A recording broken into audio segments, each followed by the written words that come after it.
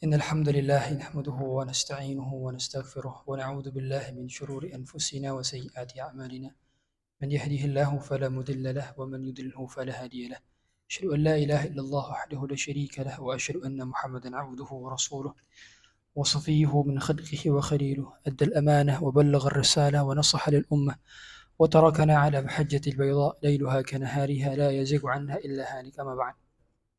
Ma'asyiral muslimin jamaah Masjid Al-Muhajirin dirahmati Allah Subhanahu wa taala. Kembali masuk ke dalam pembahasan. Sebelum kita masuk ke dalam mahabbatullah, kita masuk dulu kepada pembahasan 107, ilmu nujum atau astrologi. Ilmu nujum. Jadi ilmu nujum ini ada yang dipakai oleh manusia dan bermanfaat dan itu diperbolehkan. Ada juga yang diharamkan oleh Allah Subhanahu wa taala. Di antara fungsi daripada ilmu nujum, kalau yang diperbolehkan oleh Allah Subhanahu wa taala adalah untuk melihat peta mata angin, kemudian juga untuk menentukan musim. Adapun yang diharamkan adalah memperkirakan pergerakan benda-benda langit dan mengkaitkannya dengan kejadian-kejadian di muka bumi. Jadi ada namanya ilmu ta'thir dan ilmu taisir. Sebagaimana kata Allah Subhanahu wa taala, "Walladzi ja'ala asy-syamsa diya'an wal qamara nuran wa qaddarahu manazila lita'lamu 'adada as-sinina wal hisab." Dalam surat Yunus, dan Allah telah menjadikan matahari sebagai pusat cahaya. Wal qamara nuran, dan juga bintang sebagai pemberi cahaya tatkala kegelapan. Wa qaddarahu manazila lita'lamu, dan juga pergerakan daripada benda-benda langit tujuannya adalah untuk mengetahui lita'lamu 'adada as-sinina wal hisab, agar kalian mampu mengetahui mana bulan, perhitungan 30 hari, 29 hari, perhitungan setahun 360 hari itu dari perputaran matahari dan bulan. Ya. Jadi fungsinya begitu. Wa 'alamati wa bin najmi hum yahtadun. Kata Allah Subhanahu wa taala, dan dengan tanda-tanda tersebutlah mereka mencari, ya, mengetahui kapan waktu masuk. Sebagaimana kita ada khilaf kan? Kita aja ada khilaf masalah Zulhijjah nih. Ya, mau ikut Saudi atau ikut pemerintah Indonesia? Kan gitu. Itu berawal juga daripada ilmu hisab. Ya, ilmu hisab. Dan tujuan daripada adanya bintang, ya, bintang-bintang, benda-benda di langit itu 3, kata Allah, kata ada. Tujuannya 3. Yang pertama adalah zinatan lis-sama, sebagai penghias benda-benda langit. Ya.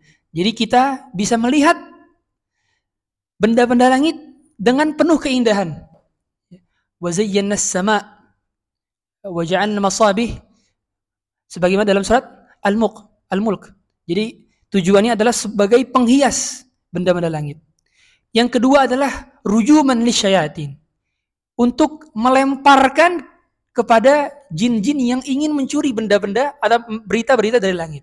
Ya, sebagaimana kita ketahui kan, jin-jin itu kadang-kadang suka mencari berita di langit. Yastariq sama', mencuri pendengaran dari langit, dan fungsi bintang-bintang itu adalah untuk melempar, sebagai pelemparan bagi mereka. Jadi mereka nanti kalau dilempar jatuh mereka, bahkan bisa meninggal.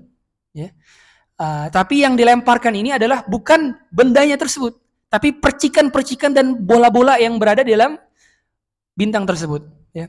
Jadi kalau bintang itu berada di porosnya masing-masing. Wa kullun fi falakin yasbahun. Dan bintang dan seluruh pergerakan di benda-benda langit itu selalu berputar di atas porosnya. Kalau kita lihat sains, tidak ada satupun benda langit yang berputar tidak sesuai porosnya. Pasti sesuai porosnya. Bulan berputar sesuai porosnya. Gitu kan? Ada kal urujunil qadim, kata Allah Subhanahu wa taala dalam surat Yasin. Kalau bulan saja itu ketika sudah berputar selama 30 hari, dia akan berputar di tempat yang sama lagi. Terus-terusan, statis. Dan itu dipergunakan oleh manusia untuk mengetahui, oh berarti kalau bulan itu 30 hari. Matahari berputar sesuai porosnya, bukan matahari. Bumi berputar mengelilingi matahari 365 tahun. 5 hari. Artinya karena perputaran tersebut yang statis, manusia bisa mengambil ilmu daripadanya. Nah, Adapun kalau misalkan kita mengkait-kaitan dengan segala sesuatu yang tidak ada kaitannya dengan hal ini, maka ini bisa menjadi ke dalam syirik. Ya. Sebagaimana adalah kita mempercayai zodiak. Nah, zodiak ini adalah ilmu perbintangan yang mengkait-kaitan dengan kejadian di muka bumi yang tidak ada kaitannya sama sekali. Orang kalau misalkan punya bintang Sagittarius atau Capricorn atau apa itu namanya, mereka mengkaitkan nanti penghasilannya di bulan ini lancar, tapi kelemahannya ada diomelin sama istrinya. Ini mana dalilnya? Cara membantahnya gimana? Kalau orang-orang yang percaya dengan bintang, suruh aja ngelihat ada dua bayi berada di rumah sakit yang sama, dilahirkan di jam yang sama, tapi kenapa nasibnya beda? Yang satu miskin, yang satu kaya, yang satu masuk surga, yang satu masuk neraka, yang satu hidup bahagia, yang satu bisa sengsara. Itu yang sudah sama-sama lahirnya di brojol di jam yang sama, di rumah sakit yang sama, di kamar yang sama, tapi mengapa nasibnya beda? Terus kenapa kita percaya bintang yang tidak ada kaitannya sama sekali dengan nasib kita sama sekali? Nah, makanya kata para ulama, zodiak itu adalah representasi dari perdukunan. Nah, kalau kita buka saja, alhamdulillah sekarang udah jarang kita lihat majalah-majalah yang terdapat zodiak. Kalau dulu, Pak, itu hampir siap di koran, di majalah, itu ada kolom memang khusus zodiak. Dan kadang-kadang orang beli atau baca majalah melihat kolom itu. Wah, kayaknya saya beruntung nih. Habis ini saya bakal menikah nih di tahun ini, dapat pasangan. Lihat dari sini. Nah, ini merupakan salah satu kesyirikan. Apalagi kalau sampai membenarkan. Iseng-iseng buka, itu merupakan syirik kecil. Membenarkan, itu bisa kufur. Dan sama seperti kita datang ke dukun, kemudian membenarkan perkataannya, sholatnya 40 hari tidak diterima. Konsekuensinya berat. Maka jangan sampai generasi kita percaya atau dikenalkan dengan zodiak ini. Karena ini merupakan salah satu hal kesyirikan. Nah, di sini sebagaimana kata-kata ada khalaqallahu hadhihi nujum li salah, tujuan 3, dizinatan lis-sama, penghias langit, rujuman lisyayatin, dan juga pelempar bagi para syaitan, wa alamatin yuhtada biha, dan juga sebagai tanda-tanda yang bisa diambil faedah daripadanya. Faman ta'awwala fiha ghaira dhalik, siapa yang mencari atau memanfaatkan di luar daripada 3 ini, atau bukan untuk tujuan ilmiah, yang tidak ada kaitannya sebabnya sama sekali terhadap hal-hal di bumi ini, maka faqad akhta'a. Dzalika akhta'a wa dha'a nasibahu wa kallafa ma la ilma lahu bi. Dia telah melampaui batas dan telah tersalah. Kemudian kata Rasulullah, "Salasatun la yadkhuluna al-jannah, mudamminu khamrin wa qati'ur rahmin wa musaddiqun bis-sihri." Ada 3 orang di sini. Nabi sallallahu alaihi wasallam itu terkadang ketika menjawab pertanyaan itu sesuai dengan konteks dan audiensnya. Kebetulan di sini Nabi SAW menyebutkan 3 orang yang dalam artian dia punya potensi nggak bisa masuk surga. Yang pertama adalah mudammir khamrin. Dia adalah pecandu mabuk, pecandu khamr. Ya. Kenapa kok orang ini kok dalam kategori bisa berpotensi nggak masuk surga? Karena orang yang minum khamr, hakikatnya dia telah merendahkan dirinya yang pada seharusnya manusia itu makhluk yang mulia. Kalau dia mabuk, itu dia sama saja menyamakan dirinya dengan orang yang tidak berakal. Orang gila. Kita lihat orang mabuk itu dia melakukan hal yang di luar akal manusia. Ya. Nah, makanya dia telah merendahkan dirinya. Terus kemudian wa musaddiqun bisihr, dan dia percaya dengan hal-hal syirik, hal-hal sihir. Dan yang ketiga adalah waqati'ur rahm. Ya. Dan dia juga pemutus silaturahmi. Jadi ini yang paling penting juga yang kita bahas di sini, bahwa di antara dosa besar adalah orang yang memutus silaturahmi. Ini Nabi SAW sebutkan 3 dosa besar di antaranya. Orang yang suka minum khamr, kemudian orang yang mempercayai sihir, dan orang yang mana dia suka putus silaturahmi. Nah, silaturahmi dalam terminologi syar'i atau dalam terminologi agama kita, itu adalah orang yang memiliki hubungan kekerabatan darah. Itu silaturahmi. Jadi ayah, ibu, anak, kerabat dalam artian itu ponakan, kemudian paman, bibi, adik, kakak, itu silaturahmi. Kadapun selain daripada mereka yang punya darah, yang tidak ada kaitan dengan darah kita, itu namanya ukhuwah Islamiyah. Nah, dalam terminologi syar'inya. Tapi kalau dalam istilah Indonesianya, dari kalau kita lihat di KBBI, silaturahmi adalah menyambung hubungan kekerabatan kepada siapapun, kan begitu. Tapi kalau dalam terminologi syar'i, makanya ketika orang putus hubungan dengan teman, itu masih lebih mending dibandingkan dia putus hubungan dengan keluarga. Masih lebih mending dia dibandingkan dia putus hubungan dengan adik atau kakaknya. Ya. Makanya dalam surat Ar-Ra'd itu ayat 20 sampai ayat 24 atau ayat 25, satu halaman kalau kita baca itu tentang orang yang menyambung silaturahmi dan orang yang memutus silaturahmi. Kata Allah, katakan jannatu adnin yadkhulunaha wa man salaha min abaihim wa azwajihim wa dzurriyyatihim wal malaikatu yadkhuluna min kulli bab. Pada saat itu mereka yang suka menyambung silaturahminya dengan keluarga mereka, suka saling kasih sayang di antara mereka, maka mereka akan masuk surga bareng-bareng di level yang sama. Bersama istri mereka, keturunan mereka, anak cicitnya bahkan. Kemudian malaikat masuk ke setiap pintu-pintu dan berkata, "Salamun alaikum bima sabartum." Salam kesejahteraan tercurah limpahkan kepada kalian atas kesabaran kalian dalam bersilaturahmi. Maknanya, Pak, ketika kita menyambung silaturahmi, mempererat silaturahmi, itu butuh kesabaran. Betapa banyak di antara kita yang ingin menyambung silaturahmi, punya hubungan adik kakak, tapi gara-gara permasalahan kecil, hancur, Pak, hubungan silaturahminya. Gara-gara permasalahan utang, hancur hubungan silaturahminya. Karena silaturahmi itu butuh kesabaran. Makanya kalau kita punya cekcok, Pak, antara kita dengan kakak kita, atau dengan adik kita, atau dengan paman, atau dengan bibi, atau dengan ayah, ibu, kalau ternyata memang kita nggak salah, lebih baik mengalah demi menghubungkan silaturahmi. Ya. Makanya kata Nabi SAW, la yahillu lirajulin an yahjura akhahu fawqa 3 layalin. Tidak halal bagi seorang memutuskan hubungan kekerabatan selama 3 hari. Fayu'ridu hada wa yu'ridu hada. Yang satu ketika bertemu berpaling, yang satu berpaling. Wa khairuhum alladhi yabda'u bis-salam. Yang paling baik, di sini kata Nabi, yang paling baik adalah yang menyambung kembali silaturahmi. Bukan yang ngedimin pertama kali yang baik. Justru adalah yang pertama kali sapa, yang pertama kali kasih hadiah. Jadi kalau kita selek, Pak, apalagi sama keluarga, sama teman aja kita jangan sampai selek. Kan gitu. Sama keluarga nih, kalau pertama kita punya selek, langsung lah. Ucapkan pertama kali kita minta maaf. Meskipun pada faktanya kita nggak salah. Ya.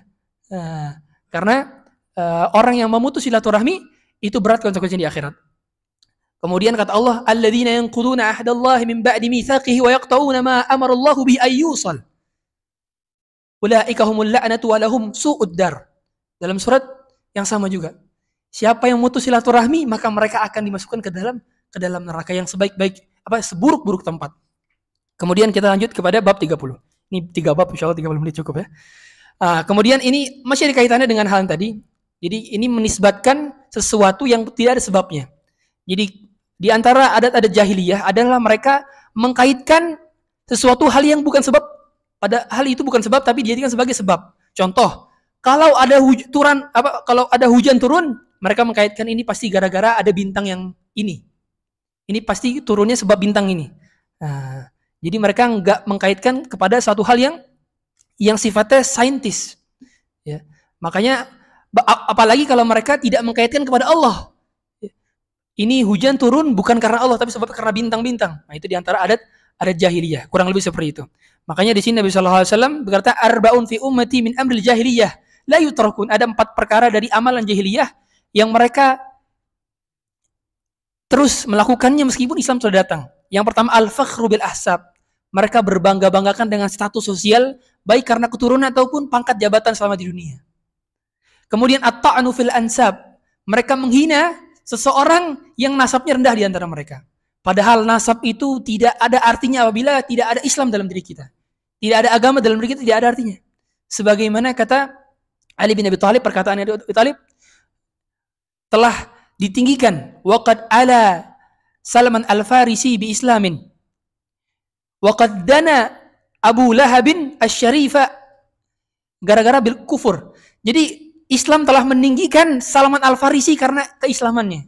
Dan Islam telah merendahkan Abu Lahab karena kekufurannya. Padahal Abu Lahab itu syarif, Habib. Abu Lahab itu keturunan Quraisy, keturunan Ismail alaihissalam. Tapi nasabnya tidak berpengaruh terhadap status akhirnya nanti di akhirat. Ya, akhirnya tidak boleh berbangga-bangga terhadap nasab. Wal istisqa fin nujum. Nah, ini juga diantaranya yang dimaksudkan dalam hadis ini. Wan niyahatu 'alal mayyit. Niyahah itu artinya merobek-robek merobek-robek baju. Nah, ini adat jahiliyah. Ketika mereka ada keluarga mereka meninggal, mereka nangisnya berlebihan. Makanya di antara yang dimakruhkan adalah wanita dimakruhkan untuk ziarah kubur. Karena dikhawatirkan manusia nanti wanita tersebut akan berniyahah, terlalu nangis berlebihan sehingga ada kesan tidak menerima takdir Allah. Ya, tapi kalau misalkan dia memang sudah bisa tidak ada potensi bahwa dia akan niyahah, maka diperbolehkan kata jumhur ulama. Kemudian kita lanjut ke bab 31 yang menjadi inti pembahasan kita, yaitu al-mahabbah dalam ibadah, yaitu cinta kepada Allah dalam ibadah. Nah, sebagaimana kita akan bahas nanti juga bahwa di dalam ibadah itu harus terkumpul 3 aspek. Yang pertama khauf, khawatir, takut ibadah kita tidak diterima Allah Subhanahu wa taala. Khawatir ibadah kita enggak diterima. Yang kedua adalah raja, berharap kalau ibadah kita diterima oleh Allah Subhanahu wa taala. Berharap. Yang ketiga adalah cinta, hub. Nah, jadi kalau diibaratkan seekor burung, di sayap kanan itu khauf, khawatir ibadah kita tidak diterima. Di sayap kiri itu raja, kita berharap ibadah kita diterima. Dan kepala burungnya adalah hub, kecintaan kita dalam beribadah. Orang kalau sudah cinta kepada Allah dalam beribadah, dia akan menikmati ibadahnya, dia akan menikmati sholatnya, dia akan menikmati puasanya. Karena dia enjoy melakukan hal tersebut. Prosesnya sama sekali tidak memberatkan dia. Orang kalau dia cinta kepada seseorang, ketika dia melakukan proses apapun yang kelihatannya menyakitkan, dia akan menikmati proses tersebut. Karena dia cinta dengan prosesnya. Begitu pula ketika seorang hamba cinta kepada Allah, dia akan menikmati proses peribadatannya kepada Allah Subhanahu wa taala. Nah, jadi kalau kita terasa kok ngeluh, kok capek dalam beribadah, kok ngantuk, kok lesu, berarti kita beribadah belum atas dasar cinta kepada Allah. Karena orang yang beribadah atas dasar cinta, dia nggak akan lelah, nggak akan suntuk. Dia menikmati ibadahnya, proses ibadahnya. Dan dia tahu bahwa bahwa cinta kepada Allah ini merupakan satu ibadah. Nah, semua orang kita bisa mengakui bahwa kita cinta Allah dan Rasulnya. Tapi yang hakikat yang benar adalah siapa yang bisa mampu membuktikan cinta sesungguhnya. Karena cinta itu pembuktian, bukan retorika. Cinta itu adalah bukti, bukan lip service. Artinya semua orang bisa berkata, kita cinta kepada Allah dan Rasulnya. Makanya kata Ibnul Qayyim rahimahullah ta'ala, laisa sya'ana an tuhib, walakinna sya'ana an tuhab. Masalahnya bukan bagaimana kita mencintai, tapi bagaimana kita dicintai Allah Subhanahu wa taala. Ya, bagaimana kita dicintai Allah Subhanahu wa taala. Karena ketika Allah sudah mencintai hambanya, mustahil hamba tersebut akan diazab oleh Allah Subhanahu wa taala. Mustahil. Ya, Allah tidak akan mengazab hamba yang dicintainya. Nah, makanya cinta itu biasanya dilakukan untuk yang selevel dan orang yang lebih tinggi di antara kita. Nah, saya kepada pasangan saya, cinta karena selevel. Saya kepada orang tua saya, cinta biasanya karena di atas derajatnya. Kalau kepada bawahannya, kepada orang yang di bawahnya, derajat di bawah, itu bukan cinta biasanya. Tapi apa? Rasa kasih sayang dan rasa iba. Nah, jadi kalau cinta itu biasanya secara normalnya, dia kepada selevel dan orang yang berada di atasnya. Kalau yang ke bawah, itu bukan cinta, tapi sifat kasih sayang dan sifat iba. Nah, Allah Subhanahu wa taala itu maha tinggi dan maha mulia. Tapi Allah masih memberikan rasa cinta kepada hambanya, kepada kita. Sebagian dari antara kita yang maha rendah lagi maha hina. Artinya Allah Subhanahu wa taala pun memiliki sifat cinta. Sebagaimana kata Allah, ya ayyuhalladzina amanu may yartadda minkum an dinihi fasawfa ya'ti Allahu biqaumin yuhibbuhum wa yuhibbunah. Kalau kalian murtad, maka Allah akan gantikan kalian dengan orang lain yang juga mereka cinta kepada Allah dan Allah cinta kepada mereka. Nah, makanya gimana caranya kita mendapatkan cinta Allah? Ada tips-tipsnya. Ya, ada tips-tipsnya. Di sini musannif rahimahullah taala, penulis mengutip ayat wa minan nasi man yattakhidhu min dunillahi andadan yuhibbunahum ka hubbillah. Nah, di antara orang-orang syirik, mereka itu membagi kecintaannya kepada sesembahan selain Allah. Makanya menjadikan mereka cintanya terbagi, cintanya enggak murni. Kan begitu. Karena kalau orang menyembah kepada Allah saja, cintanya murni kepada Allah. Nggak akan terbagi-bagi kepada sesembahan yang 1, 2, 3. Coba kalau orang ibadah kepada dewa. Ada dewa matahari, ada dewa bulan, ada dewa laut, ada dewa angin, dan segala macam. Cintanya kebagi-bagi. Sedangkan hati kita cuma satu, keisi doang. Ya. Makanya di sini orang musyrik itu biasanya mereka menjadikan cinta kepada Allah sebagai tandingan. Nah, cinta yang bisa menghasilkan kesyirikan itu seperti apa? Yaitu cinta yang melahirkan ketundukan, kehinaan, peribadatan kepada yang dicintainya. Jadi kalau kita cinta kepada pasangan kita, kepada istri kita, itu namanya bukan cinta syirik, bukan. Itu cinta tabi'iyah, cinta yang alami.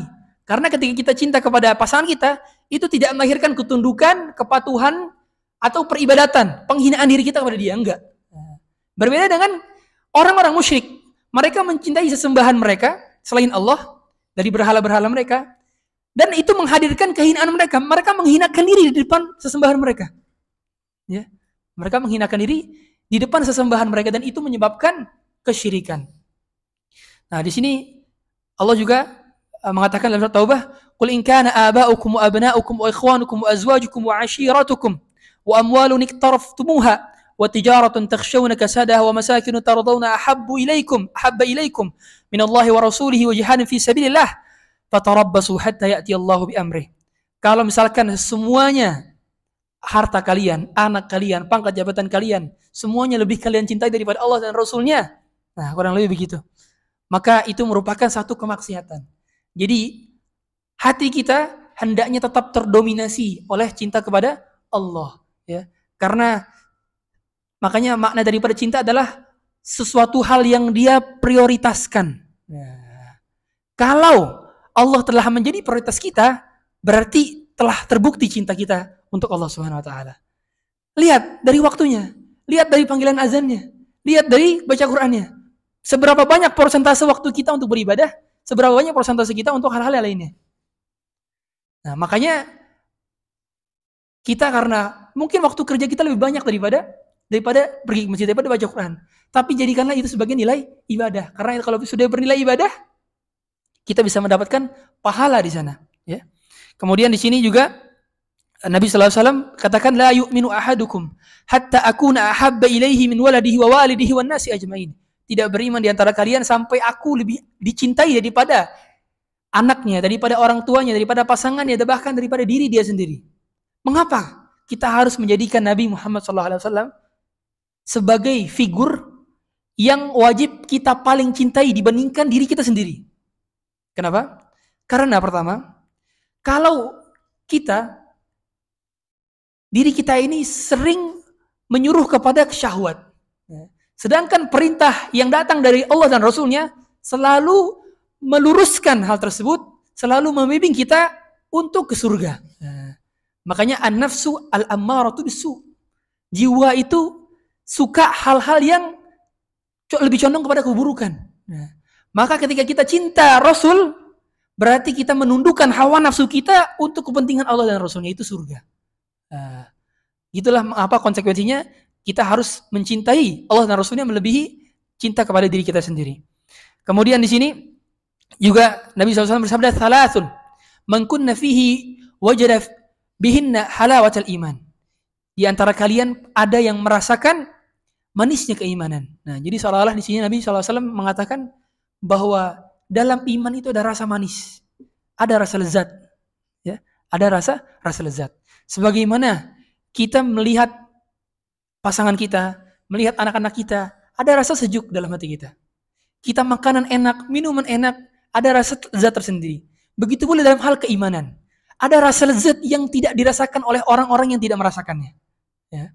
Makanya kata para ulama salafus soleh, seandainya para raja dan anak keturunan raja, mereka mengetahui rasanya nikmat keimanan yang berada dalam dada kita, mereka pasti akan membelah dada-dada kita dan mengambil jantung hati kita dan menetapkan di dada-dada mereka. La jaladuna bisuyuf. Mereka akan membelek dada-dada kita. Karena iman itu nikmat sekali. Ya. Kita meneteskan air mata bergelinang. Dosa-dosa, karena mengingat dosa-dosa itu nikmat. Dan orang kafir nggak merasakan itu. Orang tak beriman nggak merasakan itu. Makanya di sini halawatul iman. Manisnya keimanan. Dalam iman terdapat rasa manis, rasa lezat. Ya. Gimana caranya bisa mendapatkan rasa manis tersebut? An yakunallaha wa rasuluhu ahabba ilaih mimma siwahuma. Dan dia menjadikan Allah dan Rasulnya lebih dicintai daripada selainnya. wa an yuhabbal mar'u la yuhibbuhu illallah. Dan dia juga mencintai seorang hanya karena Allah. Jadi ketika kita mencintai, maka tumbuhkanlah kecintaan kita atas dasar Allah Subhanahu wa taala. Dan ketika kita membenci, tumbuhkanlah rasa kita benci itu karena Allah Subhanahu wa taala. Makanya disunahkan ketika kita memang memiliki kawan atau sahabat atau pasangan atau orang-orang mukmin secara umum, ketika kita memiliki kedekatan dengan dia, terutama orang-orang yang memberikan kita hidayah melalui asbab dia. Ya. Uhibbuka fillah. Aku mencintai engkau karena Allah. Apa jawabnya? Ahabbakallahu alladzi ahbabtani fi. Semoga Allah mencintai engkau yang mana engkau telah mencintaiku karenanya. Jadi orang yang saling mencintai karena Allah itu nanti akan dipanggil di hari kiamat. Ainal mutahabbuna bi jalali. Siapa mana orang di antara kalian yang saling mencintai karenaku? Al-yawma udhillu yawma la dhilla illa dhilli. Pada hari ini aku akan beri naungan yang tidak ada naungan kecuali naunganku. Makanya ketika kita katakan aku mencintai engkau karena Allah, ini konsekuensinya berat. Harus dibuktikan nanti di hari kiamat. Bagaimana maksud daripada cinta karena Allah? Cinta karena Allah maksudnya adalah ketika dia bertambah taatnya kepada Allah, kita semakin cinta kepada dia. Dia semakin rajin ke masjid, kita makin cinta kepada dia. Dia makin sering menuntut ilmu, kita makin cinta kepada dia. Dan ketika hal-hal ketaatan itu berkurang daripada dia, berkurang pula rasa cinta kita kepada dia. Jadi kecintaan bukan atas dasar fisik, bukan atas dasar jabatan, bukan atas dasar money, bukan atas dasar money oriented atau dunia oriented, tapi murni karena Allah Subhanahu wa taala senang perkara tersebut. Makanya di antara cara menumbuhkan bisa kita agar kita dicintai Allah Subhanahu wa taala adalah ketika kita sendirian, takutlah bahwa hendaknya menjadikan kira-kira nih perkara yang saya lakukan ini dicintai Allah apa enggak. Simpelnya begitu, ya. Kemudian di sini kata Allah Subhanahu wa taala dalam riwayat lain, la yajidu ahadun halawatal iman hatta man ahabba fillah wa abghadha fillah wa wala fillah, ya. Wa ada fillah, mencintai karena Allah, benci karena Allah, saling berloyalitas karena Allah, saling bermusuhan karena Allah. Fa innama tunalu wilayatullahi bidzalik wa lan yajida 'abdun ta'mul iman wa in kasarat salatuhu wa siyamuhu hatta yakuna kadhalik faqad sarat 'ammatu mu'akhatin nasi ala amri dunya wa dzalika la yajri ala ahlihi syai'an. Sebagaimana Abdurrahman bin Auf kepada Sa'ad bin Rabi'. Jadi dulu di zaman Rasul itu karena di awal-awal Islam Nabi itu mempersaudarakan para sahabat. Karena para sahabat itu telah terpisah dari keluarganya, dari istrinya, dari anaknya, dari orang tuanya, menjadi bersama Nabi. Maka karena mereka sudah terpisah, otomatis mereka butuh tempat untuk saling curhat, butuh tempat untuk saling bersandar. Maka Nabi mempersaudarakan. Jadi cara mempersaudarakan itu ditunjuk kepada Nabi. Abdurrahman bin Auf, kamu saudaranya adalah Sa'ad bin Rabi'. Nanti itu ketika meninggal salah satunya, itu yang satu saling mewariskan. Ada nizam ta'akhi namanya dulu di zaman Nabi sallallahu alaihi wasallam. Kemudian dihapuskan setelah itu. Nah, dulu Abdurrahman bin Auf disahabatkan dengan Sa'ad bin Rabi'. Abdurrahman bin Auf kaya raya, begitu hijrah miskin. Disaudarakan sama yang kaya raya juga. Jadi kalau Salman Al-Farisi sama Abu Dzar. Ya. Jadi yang saudaranya itu yang selevel. Sa'ad bin Rabi' orang paling kaya, salah satu orang paling kaya di Madinah. Ketika sedang berada di Madinah, pertama kali datang ke Madinah, ya Abdurrahman bin Auf, innali mar'atan, saya punya 2 istri. Nanti saya ceraikan satu, engkau nikahkan. Saya juga punya harta, setengah harta saya untuk engkau mulai bisnis. Tapi Abdurrahman bin Auf menolaknya. Barakallahu laka fi malika wa ahlik. Semoga Allah berkahi hartamu dan berkahi keluargamu. Walakin dullani ala suq, tapi saya cuma minta satu, tunjukkan kepada saya letaknya pasar. Baru Abdurrahman bin Auf starting his business, mulai bisnisnya, dan akhirnya dia mulai jadi entrepreneur dan menjadi orang tersukses salah satu di Madinah. Nah, jadi saking begitunya para sahabat mencintai para sahabat lainnya sampai-sampai istrinya punya 2, satunya udah dikasihin. Hartanya yang begitu banyak miliaran, kayak para sahabat hartanya banyak-banyak, ratusan punya onta. Bahkan peternakan banyak sekali. Yang itu kalau dikalkulasikan zaman sekarang, onta itu satu mahal sekali, Pak. Ya. Mereka punya banyak, setengahnya mau dikasihin, bayangkan. Kepada seorang yang dihubungkan dengan melalui jalur agama. Artinya Nggak ada hubungan nasab sama sekali. Nggak ada hubungan kerabatan sama sekali. Cuma dihubungkan oleh tali persilaturahmian Islam. Ukhuwah Islamiyah. Ya. Jadi terkadang ikatan ukhuwah Islamiyah ini lebih erat, Pak. Ya. Makanya persahabatan kita selama di atas dasar landaskan takwa, sering ke kajian bareng, sering puasa bareng, sering sholat berjamaah bareng. Semoga saja ini dapat menghantarkan kita ke surga bareng-bareng. Ya. Di sini juga Allah katakan sebagaimana tafsir daripada ayat wa taqatta'at bihimul asbab. Pada saat itu, nanti di hari kiamat, ini adalah kaitannya dengan ayat al-akhillau yawma idzin ba'duhum li ba'din aduwwun illa al-muttaqin. Nanti di hari kiamat, orang-orang yang dahulunya saling cinta, saling kasih sayang, saling bermesra-mesraan, saling dekat, nongkrong bareng. Kalau misalkan sama teman nongkrong bareng, bandel bareng, yang hidup mati bareng-bareng. Ya. Apalagi kalau kita lihat orang-orang pang itu biasanya, Pak, itu biasanya persahabatannya kuat banget. Ya. Tapi mereka menganggap itu sebagai suatu hal kebenaran dan suatu hal positif. Tapi kalau persahabatan tidak dibangun atas dasar takwa, di hari kiamat semuanya akan menjadi musuh satu sama lain. Makanya kata Allah, al-akhillau yawma idzin. Al-akhilla pakai khullah, orang yang dicintai. Sebagaimana kami sudah sering katakan, khullah itu tingkatan tertinggi dalam cinta, yang mana cintanya merasuk ke dalam seluruh tubuh. Kalau orang sudah cinta gitu, tapi ternyata cintanya bukan dibangun atas takwa, di hari kiamat jadi musuh. Maka kita hendaknya kalau temenan, ya Allah, saya niatkan, ketika saya temenan sama dia, minimal ada pesan dakwah yang bisa tersampaikan dari lisan saya, dan itu bisa sampai kepada dia. Ataupun saya bisa mendapatkan faedah ilmu dari dia. Niatkan begitu ketika kita temenan. Ya, agar persahabatan kita juga bisa berlanggang sampai di surga. Karena selain daripada orang bertakwa, persahabatannya akan runtuh dan akan menjadi musuh. Ya, demikian dapat kami sampaikan. Semoga yang sedikit ini bermanfaat. Mohon maaf apabila kelamaan. Ya, subhanakallah wa bihamdik, asyhadu an la ilaha illa anta, astaghfiruka wa atubu ilaik. Ada pertanyaan, Pak? Tidak ada. Oke. Assalamualaikum warahmatullahi wabarakatuh.